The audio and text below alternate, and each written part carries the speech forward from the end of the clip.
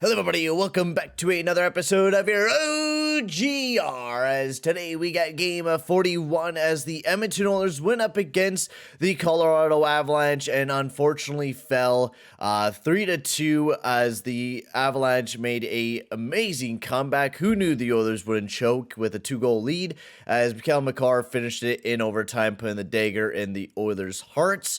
But a game that was not great once again, a game where we just did not play amazing in front of Skinner. So for some reason we play amazing in front of Campbell, but we don't do that in front of Skinner and bring that same damn energy. But that's just the usual stuff that we got to talk about here with the Edmonton Oilers. Now, before I get into the video, I'd like to just say if you guys are new to the channel, make sure to hit the subscribe button and hit that like button as well. It'll be very much appreciated there, guys. So now just beware, I did not watch the game last night, unfortunately, so I'm going off a few things off of Twitter and then some analytics, of course, like we usually do when I'm not able to watch the game, and then of course I do watch the highlights and stuff like that as well. But I was out on a road trip with my junior B team, so if it seems like I'm a little tired as well, that is most likely why, because I didn't get back until like 1:30, didn't go to bed until 3 a.m. last night because we went on a road trip and then drove back right after the game. So was not able to watch this game, but was able to keep up, and it was super funny because I was hanging out with my uncle, and he's one of the trainers for the team, and I was talking with him, and I seen the Oilers went up 2-0, and I exactly said, we're going to be choking this. We're not going to keep the lead, and we're definitely going to lose this game. There's no way we're going to win it, and wouldn't you know, I predicted it so goddamn well, it is unbelievable. I predicted almost everything that was going to happen. I knew the Oilers were going to choke a 2-goal lead. Whenever the Oilers get a 2-goal lead, it's never a good recipe, especially if the team is out shooting us. It's just mathematically, we're probably going to lose the game, and we ended up losing the game. Now, Will Croft said he liked a few things about this team. I don't know what you can like when legit Darnell Nurse and Cody Ceci were one of our worst defensive pairings, and I'll pull up a few stats here. They were brutal 5-on-5. Nurse and Ceci allowed 11 controlled entries on just 15 targets against, which meaning they only stopped like 4 of those targets, and they allowed 11 into the zone. That is unbelievable how many people we were just allowing into the zone. It's just crazy to me that we're even talking about this. And then CC alone had 4 failed exits, so he wasn't able to get into the zone, which is the reason why I've been saying and hyping up that we need a good, solid two-way defender that plays good on both sides.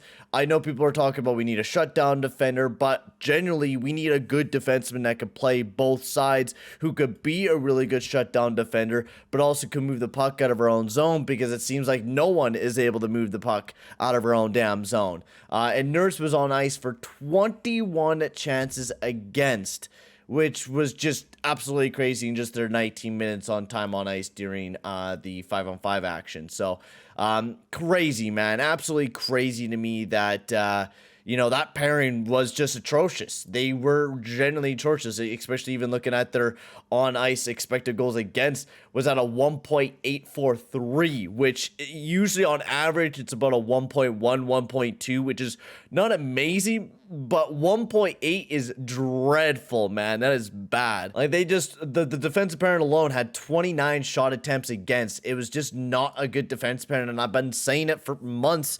This entire start of the season, I've been saying that this pairing, I didn't mind it at the get-go, but it's one of the worst pairings in the NHL, and I don't get why we continue to pair these two guys up when it's just not simply working. It's not working for the team. It's not bringing us any W's. It's not bringing us generally anything right now, and I'm just not a big fan of the defensive pairing. I really generally am not. I don't think it should be our defensive pairing moving forward. So I think they should switch things up. Kulak and Barry were actually one of our best defensive pairings throughout the night, surprisingly enough. We also went with, 11-7 once again. Fogo got scratched again. Nemelainen only played like 3 minutes, so I really don't get why we're playing even Nemelainen with like 3 minutes on ice, because there's no point of making, our forwards play a lot more when we're playing Nemelainen like 3 minutes. Like, it's stupid. I don't get it. I don't really get a lot of the things the Oilers do, man. I'm not really understanding a lot of things that Woodcroft has done this year. Like, I think Woodcroft, like, a lot of people, a lot of fans have been saying that, like, Woodcroft had that magic during the first year, and now this year it just seems like he does not have it fully with this team. And I think, like, with the way that everything went last year, you kind of take a look, and McDavid was on fire, and then you also get Kane around the same time that we got Woodcroft, and Kane had an insane PDO. His shooting percentage was insane. Like, that was the biggest reason why we were able to heave ourselves into a good playoff spot. But now we're, what, like a point back as the Colorado Avalanche in a wild card spot where we'll actually be out of a playoff spot, for crying out loud. This is embarrassing. We're almost a 500 team with McDavid and Draisaitl, ladies and gentlemen. And we're in, like, what, year 8 with these two guys, and we're still not in a perfect playoff spot. Like, it's embarrassing. It really is. And embarrassing to have a defensive core like this where a $9 million defenseman and Darnell Nurse can't even fucking make a scratch on Nate McKinnon dashing him up. Like, they suck at rush defense, so whenever someone does that, which was the Nate McKinnon goal, I guess we should go over the goals since I've been ranting and raving about this team, driving me nuts.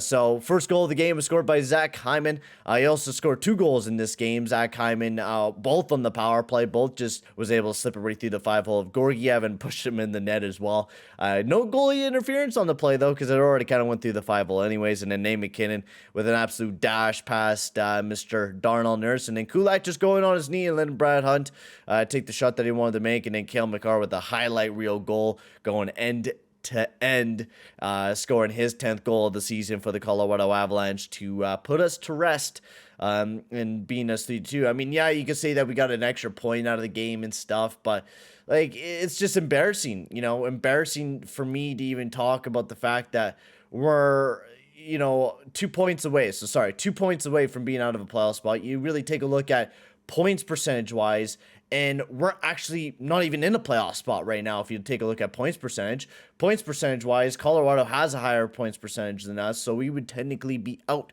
of a wild card spot right now. We're not in a good spot. We're halfway through the season. We still haven't even talked about going after a defenseman or anything in that sorts. We're being relied on Stuart Skinner heavily. I mean, Skinner has been playing bloody amazing. I wish we could give this guys a few more W's or something, because my lord, Skinner has been playing incredible this year. You can't even justify that his record is 12-10.